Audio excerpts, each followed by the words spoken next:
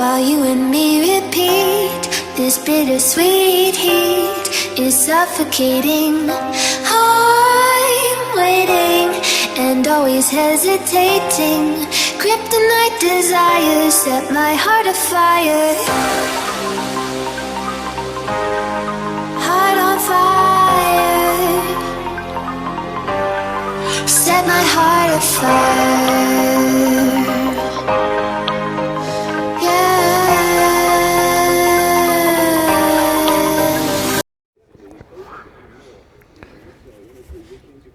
So as you can see here, I've made a cardboard model of how I want my motor mount fitting in Little Red.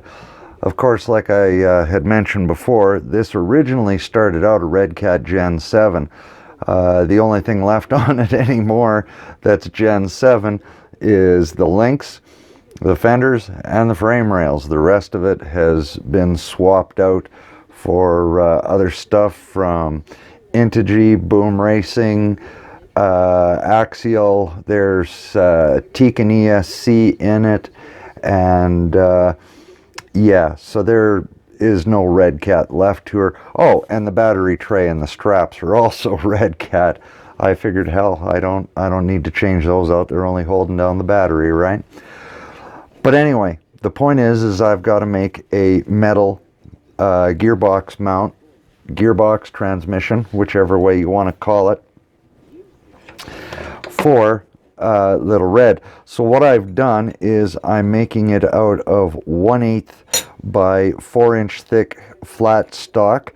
I've already put the bend in it here where I need it, so that's that bend, and I figured I would continue on here and show you bend by bend, as it were, what I'm doing and why. So let me get a little bit more done here and we'll continue on. Yeah.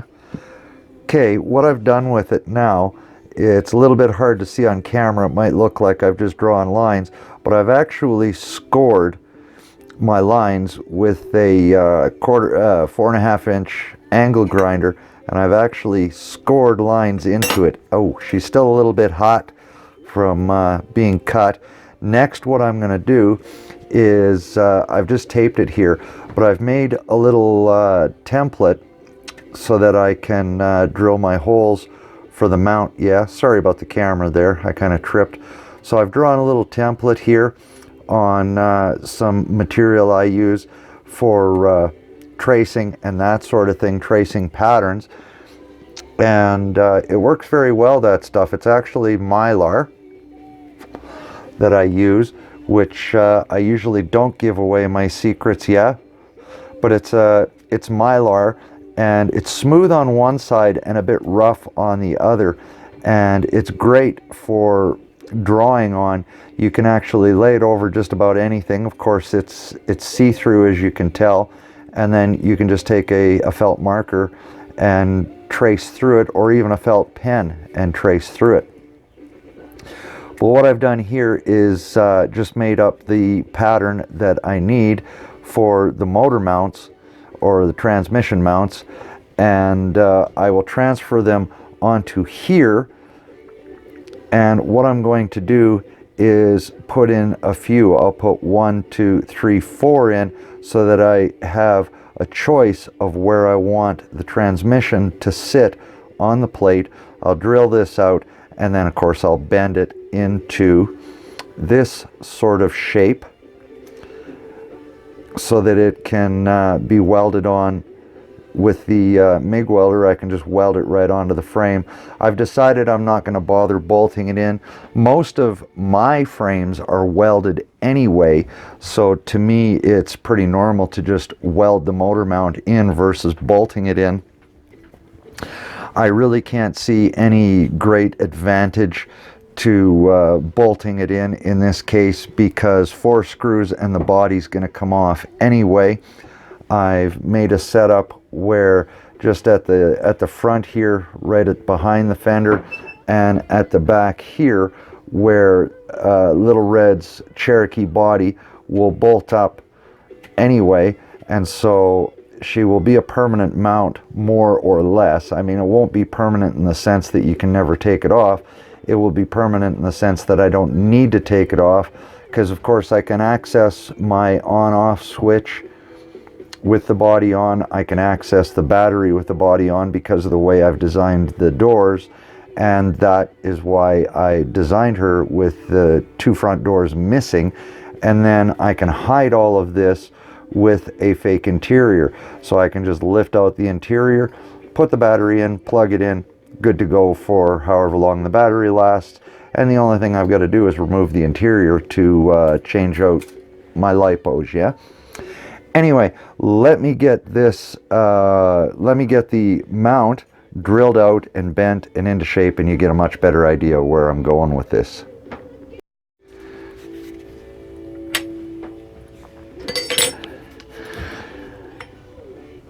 Alright, so the point being with all the holes in it is I have different options where I can mount my gearbox, so that when I put my mount into place and weld it where I want it, which is about there,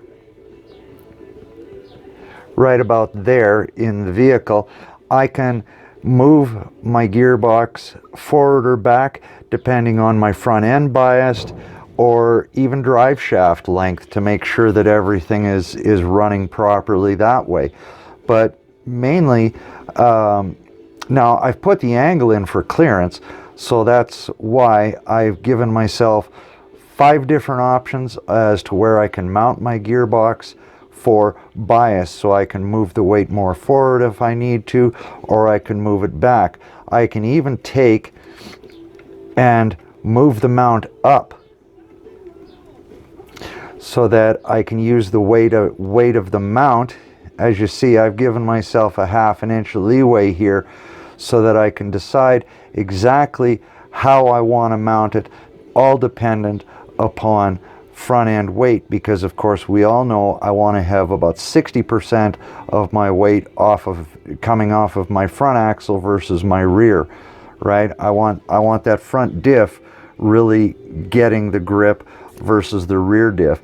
So if I move my mount and my motor forward, I get more bias towards the front diff, less towards the rear, and vice versa, go in the other direction. So usually, actually, I'm getting both the gearbox and the mount weight. Now the mount itself is lucky if it weighs maybe 3-4 ounces. So it's not a lot of weight, but you don't need a lot of weight to make big changes, especially when you start talking steel models, okay? And that's why I love the steel versus the plastic, is I don't have to go adding a whole bunch of weight down here, because I've already got it up here working for me, yeah? Now, yeah, you want your weight down low, but it all does work out that way if you sit back and think about it from a physics standpoint. All the weight is pulling down anyway, so it's not like I have to put any more down here into the diffs. I'm only a 1/2 inch difference where I'm putting the weight now. So it all works out, at least scientifically or in physics it works out. Now I'm no math genius by any stretch. I guarantee you, guys and girls, I was horrible at all that funky math like algebra and all that shit when I was a kid, but pluses and minuses, multiply and divide, I'm great at, and physics I'm not too bad at. So I've always been lucky that way. But it does work out, and when the vehicle is up and running, it'll prove itself out. Now the other thing I am working on here is this is the normal plastic Red Cat bumper mount. I am actually making myself a couple of steel ones, yeah? Now I took a couple of scrap pieces here, and I took some 3/8 inch thick steel rod, just square stock, and I'm going to, of course, as soon as I can get this balanced with one hand, they've got little burrs on them, that's why they don't want to stand up, but I'm just going to make the steel front cross member, and I can of course drill the holes through so that I can mount any bumper I wish, which in this case the bumper is already mounted, so I don't need worry about it. This is the front stinger bumper I made for Little Red. I kind of copied I think it was a hot racing design. It might have been Boom, I'm not really sure, but I copied their design and just made it here in the shop out of scrap metal. So in effect, it cost me very, very little to make it. I'll try and get you a little closer to her there so you can have a good look at her. And of course, she mounts the winch, and we're all set to go. And then I just, of course, give it a quick semi-gloss coat of black, and I made room for D-rings on the front of it. So anyway, that's the narrow stinger bumper I've made for her front. I haven't made her back bumper yet, but I am going to change out this plastic cross member here and the one that goes in here for a steel one. So I would prefer steel parts, and yeah, eventually I'll change out all the cross members to steel pieces. And so anyway, that's the other thing I'm making for Little Red here, is some steel cross members to mount strong steel bumpers. Of course, now the main reason I'm doing this for Little Red is because in the winter time, she of course will handle my snowplow that I've made and that y'all have seen sitting in the little shop. Trying to balance this out here. Sorry about that there. Of course, she's going to handle the snowplow in the winter time. So of course, a nice thick 3/8 steel rod is going to handle the weight of that much, much better on a steel frame rail than would this plastic. Now, the reason I know this for a fact is I've actually already mounted the snowplow I made, and it's aluminum. And I used this plastic mount to mount it, and to be honest with you, it turned out to be just complete garbage. The plow just bends and flexes that piece like crazy, and I honestly was afraid of snapping it. So I have a nice bunch of this 3/8 square, solid square stock, and so that's what I'm going to make the bumper or the mount out of, as well as some 3/16 inch thick flat stock scraps that I have left over from some pieces I'm making for the full-size Miss Voodoo. I'm actually making some new steps on her, and also my camper tie downs, and I had some nice scrap pieces left over, and they just happened to work out really well to become the new steel cross member slash front bumper and rear bumper mounts. So that's the other thing I'm going to weld up here today. So now with this motor mount, the only thing I have left to do besides paint is I do want to give it a couple of tacks with the MIG welder in spots like under here.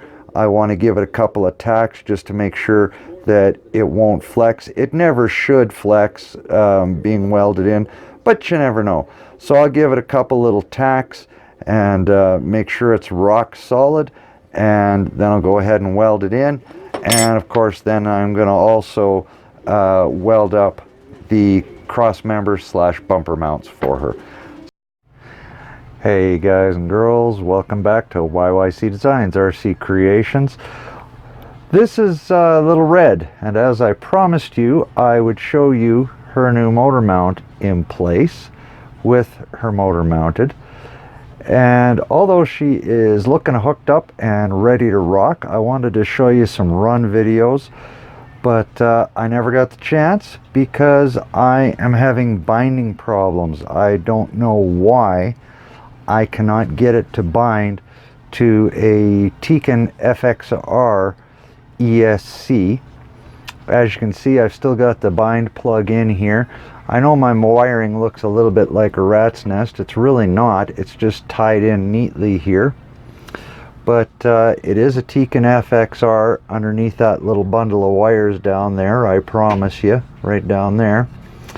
And a 6-channel receiver, FlySky, for a FS GT5 radio.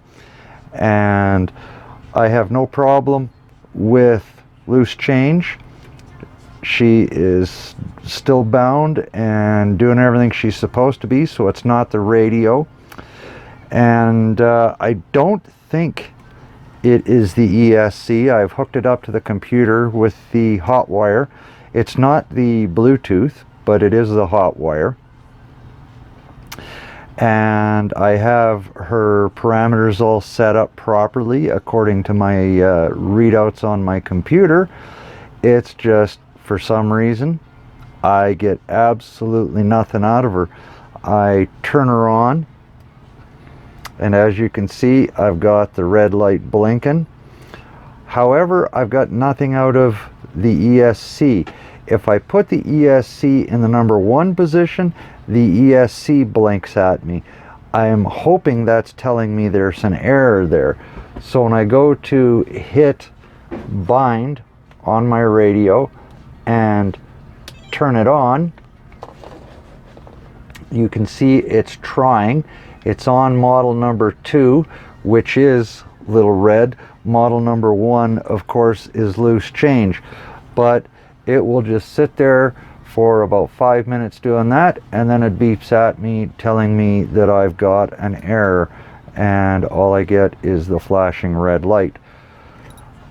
The battery's fully charged. It's not low voltage on the battery, and I am obviously not an expert at all these newfangled electronics yet. I am old school, used to working with the gas and nitro motors. But I love these electronics. I love what we can do with them, except when we run into issues like this where I can't get them to bind.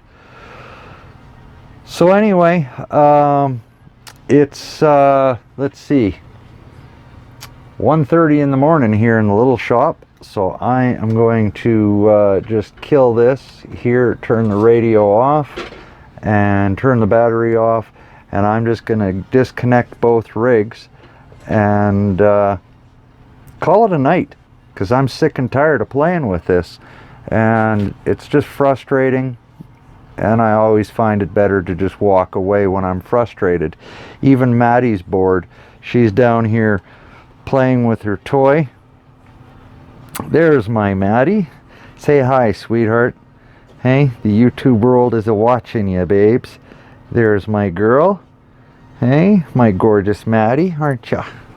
Hey, that's my gorgeous girl. So yeah, even she's bored of screwing around in here with this. I do got to apologize for not knowing this, but I'm kind of asking y'all for help. So hopefully somebody can give me some hints as to what to try. I've tried reprogramming my ESC and downloading the updates for it and everything. It says I've got it all, and like I say, I just have no idea why it won't bind. The bind plug is in the proper position. My wiring is all correct, black to the outside of the receiver. Sorry, Maddie's chewing on against my foot here and it's tickling the hell out of me. She's playing with her toy and it's against my feet, and I have very ticklish feet. So yeah, I wish I had a solution for y'all, but I don't. Anyway, what I will say about loose Little Red here is she did originally start out a Red Cat, and like I'd mentioned before, the only thing Red Cat on her now is the frame rails and 2 cross members. The rest of it, all something else now. So she's kind of a dog's breakfast of parts from different manufacturers and some of my own stuff, and yeah, so she does not exist in Red Cat form anymore. just the frame rails. Oh, and the links. The links are off the Gen 7 as well. Anyway, guys and girls, like I said, I think I'm going to call her quits for the night, and I'm going to try and get this video out to y'all, and hopefully I can find some answers. So I hope you enjoyed this little quick one on Little Red. Coming up next, I'm not sure what I'm going to shoot here, but I do have to get my ass moving on Root Beer and Dodgezilla both. So you'll probably see something more on those. I've almost got the Sluicebox Steve bumpers done and complete.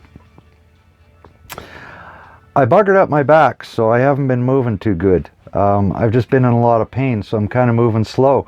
But yeah, I did get the motor mount done and in, and now I'm stuck. So not sure what I'm going to fire at you next for a video. It might be a mixture of things, and I don't know, we'll just wing it, shall we? And see what old Twist comes up with to show you next time. Until then, appreciate y'all as always for watching and supporting the channel, and really appreciate all my friends. So until the next video, take care, and we'll see you then. Bye bye.